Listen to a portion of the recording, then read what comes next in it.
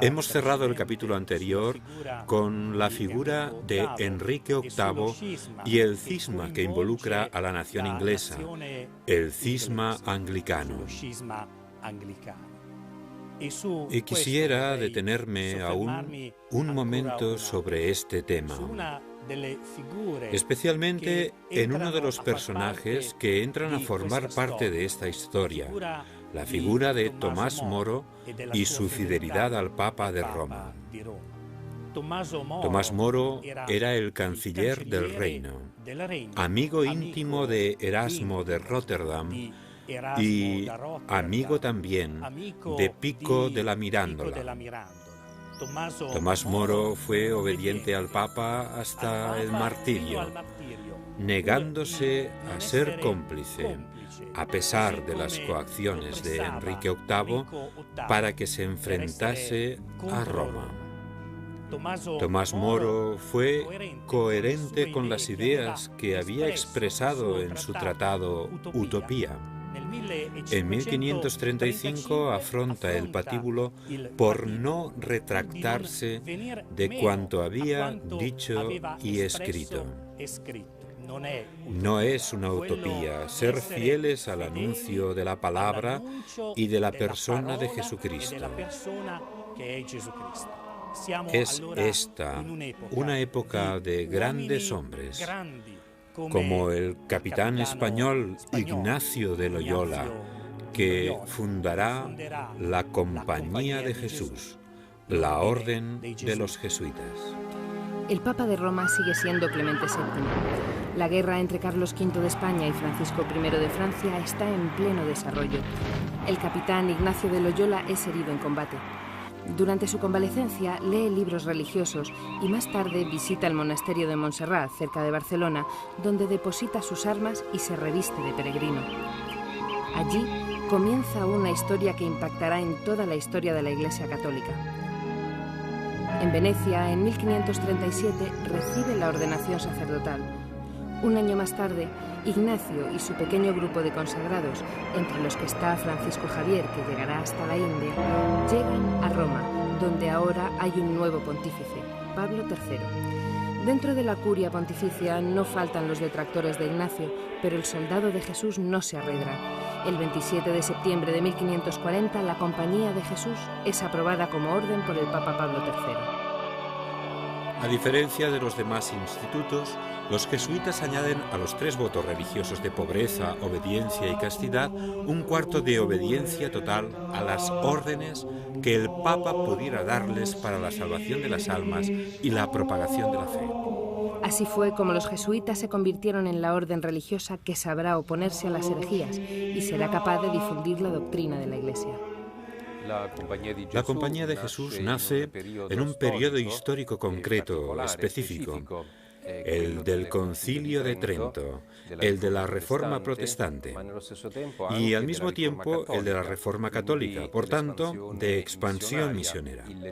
El centro de toda la espiritualidad de la Compañía es precisamente el servicio a la Iglesia con un vínculo directo con el Vicario de Cristo, el Pontífice Romano. Y lo que caracteriza el dinamismo de la Compañía también hoy son sus fuentes espirituales, los ejercicios espirituales de San Ignacio. Todo lo que en el hombre existe como potencialidad, todo lo que Dios ha puesto en el hombre de positivo, todo se pone a disposición del reino de Dios. Y esto lleva a una espiritualidad de servicio y, por lo tanto, de estar presentes donde no están los demás. Allí donde existe una necesidad más inmediata, lo que conlleva una capacidad de movilidad. Y cuando allí no hay más necesidad de aquel servicio, se va a otra parte. Este ha sido el espíritu de la Compañía a lo largo de la historia en su acción misionera. Un espíritu que sigue viviendo allí donde hay obras persistentes, pero que debe someterse continuamente al discernimiento espiritual y resituarse para poder servir mejor a las necesidades de la Iglesia.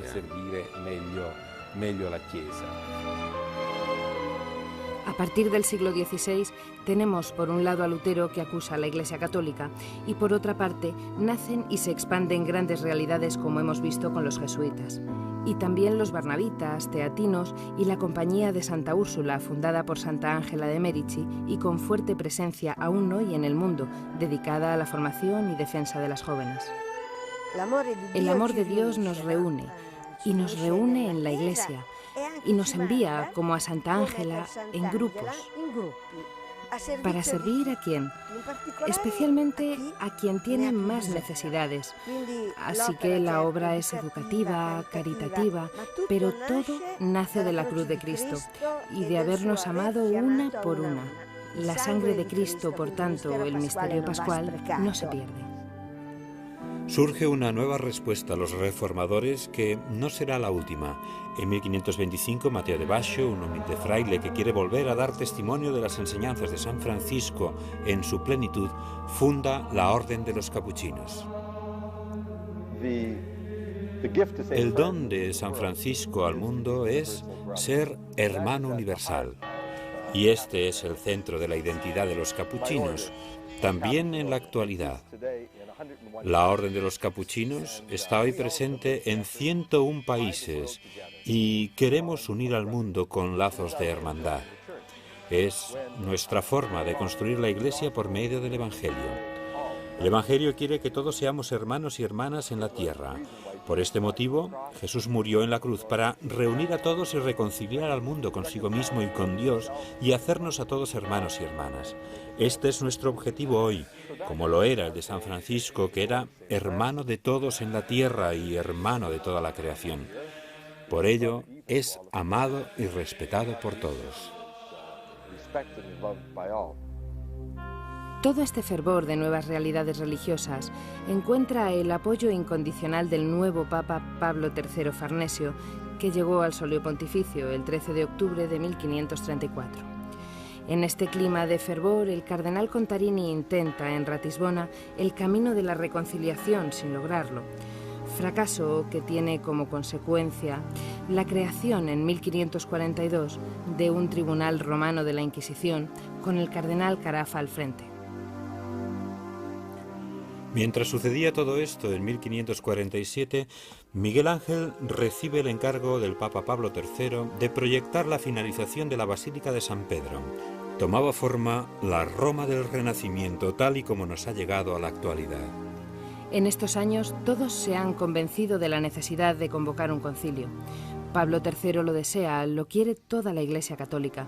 Así que Pablo III y Carlos V se encuentran en Lucca y eligen Trento como sede para este acontecimiento epocal para la Iglesia Católica y para todos los cristianos. ¿Por qué no ha sido elegida Roma? O alguna de las grandes ciudades del norte de Europa. Porque Trento ofrecía ciertas garantías, sobre todo diplomáticas y geográficas. Estaba dentro de las fronteras del imperio, lejos de Roma, pero a la vez facilitaba que participasen representantes de Lutero en el concilio, con salvoconductos otorgados por el mismo emperador. Así pues, el 13 de diciembre de 1544, en Trento, comenzaron los trabajos del concilio 4 arzobispos, 21 obispos y 5 generales de órdenes religiosas. El Concilio de Trento fue un momento precioso para la historia de la Iglesia Universal, pero también para la historia de Trento. Esta ciudad fue elegida como sede de la gran reunión de obispos de todo el mundo entonces conocido, sobre todo, claro, de Europa, como puente entre el norte y el sur. Aún hoy, el Concilio de Trento está vivo porque ha contribuido a la reforma de la Iglesia y de sus instituciones, a la creación de las diócesis. También porque definió lo que era doctrina católica y lo que no lo era, sentando unas bases sólidas. Así pues, este Concilio de Trento lo sentimos como un elemento vivo de una tradición que es capaz de aportar elementos nuevos y que sabe dar respuesta a la constante búsqueda de la verdad por parte del hombre, de conocer la verdad, de la verdad que da la vida. Tuvieron que pasar muchos años para que concluyeran estos trabajos, porque mientras tanto, además de Lutero, aparece en escena otro reformador, Juan Calvino. Los padres conciliares, reunidos en Trento, afrontan una difícil tarea. Fijan el texto de la Biblia tal y como lo conocemos en la actualidad, pero no se paran en ello. Proponen las directrices para que la Iglesia pueda crecer, para que la Iglesia pueda cada vez más convertirse en testimonio de la palabra del Evangelio, de la palabra de Jesús. Proporcionan unas vías de reforma de la Iglesia que durante 4 siglos serán cimientos que harán crecer el Evangelio por todo el mundo.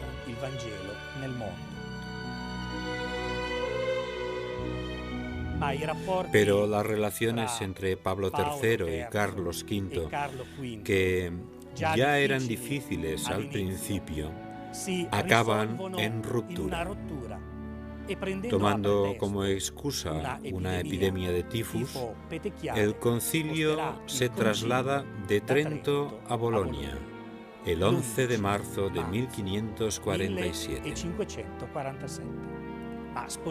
Lo que puede parecer un asunto banal, el cambio de sede no lo es.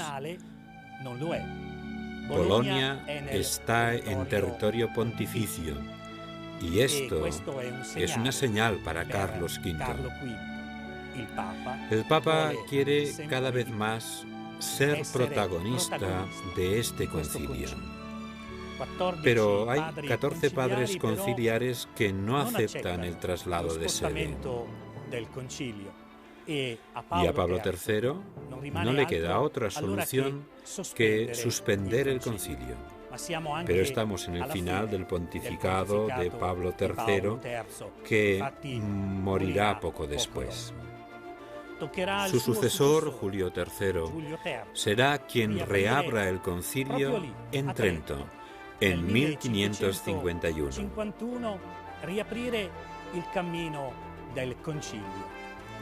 El número de padres conciliares ha aumentado a 25. Los trabajos conciliares de esta segunda parte del concilio reflexionan sobre 2 grandes sacramentos, la Eucaristía y la penitencia. También participan representantes protestantes que ven obstaculizadas sus peticiones sobre algunos aspectos que la Iglesia no puede aceptar. La superioridad del concilio sobre el Papa o que los padres conciliares rompan el juramento de fidelidad hecho al Papa.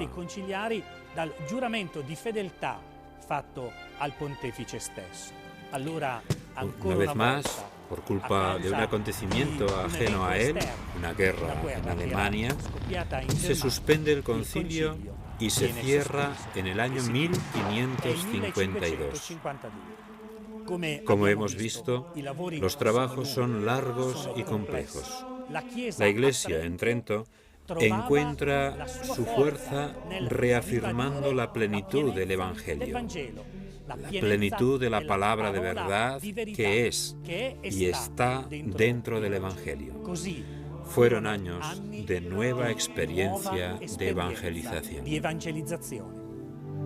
El mayor misionero de este periodo de la historia de la Iglesia Católica es Francisco Javier, uno de los primeros que se unió a Ignacio de Loyola. Pablo III lo envió a Asia como representante suyo. Comienza su predicación entre los pueblos de la India como la Madre Teresa en nuestros días, dedicándose a los leprosos y a los más pobres. Francisco Javier se enfrenta a colonizadores blancos que explotaban a aquellas poblaciones pobres. Iba con el Evangelio y los mercaderes europeos tenían otros intereses bien distintos. De la India se trasladó a Japón. Y aquí, en 1549, este gran jesuita, no sin grandes dificultades, evangelizó y reunió alrededor suyo en solo 3 años una comunidad de 1 millar de fieles. De allí habría querido trasladarse a China, pero al llegar a la isla de Sanchan enfermó y murió. El Concilio de Trento se suspendió en 1552 a causa de la guerra que había estallado en Alemania. Pero ¿cuáles eran los motivos y consecuencias de esta nueva guerra europea? Carlos V debía combatir en 2 frentes. Por un lado, toda la fuerza del Islam, y por otro, un frente interno, los príncipes y ciudades imperiales que han asumido la fe protestante están cada vez más unidos para combatir al emperador. El mismo pontífice, al trasladar la sede del Concilio de Trento a Bolonia, había debilitado la autoridad de Carlos V, el cual, por medio de un edicto conocido como Interim, trataba de dar una legislación común tanto para protestantes como para católicos. Era el año 1548, pero este edicto dejó insatisfechas a ambas partes y no se llegó a ninguna conclusión hasta la paz de Augusta en 1555. Y la paz establecía que el príncipe tiene derecho a elegir una fe y los súbditos están obligados a elegir la misma fe o a emigrar. Mientras el concilio termina en Trento, la Iglesia está recorriendo los nuevos mundos que se van descubriendo.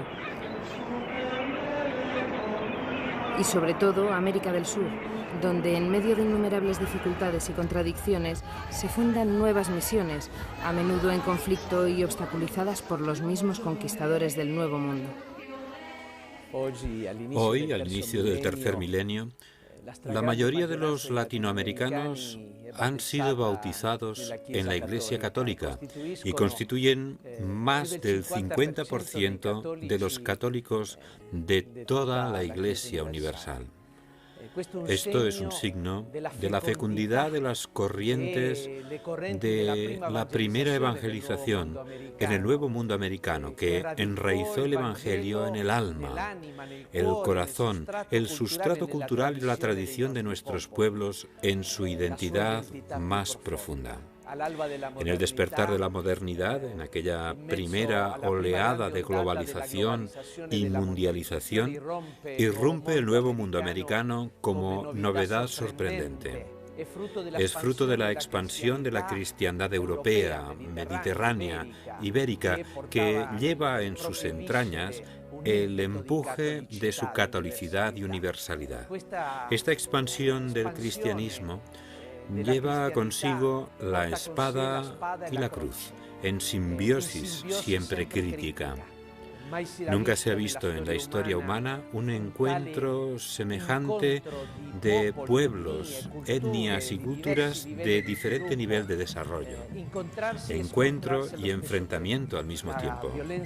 La violencia de la conquista, la destrucción de los imperios indígenas, la posterior explotación de los indios en las minas, en las encomiendas, son el camino difícil, como los dolores de un parto, en que fue regenerándose un mestizaje desigual, lacerado, que dio a luz a nuevos hombres y nuevos pueblos, para los que el Evangelio se convirtió en nuevo sentido para la vida, nueva dignidad, nueva libertad, nuevo empuje y esperanza.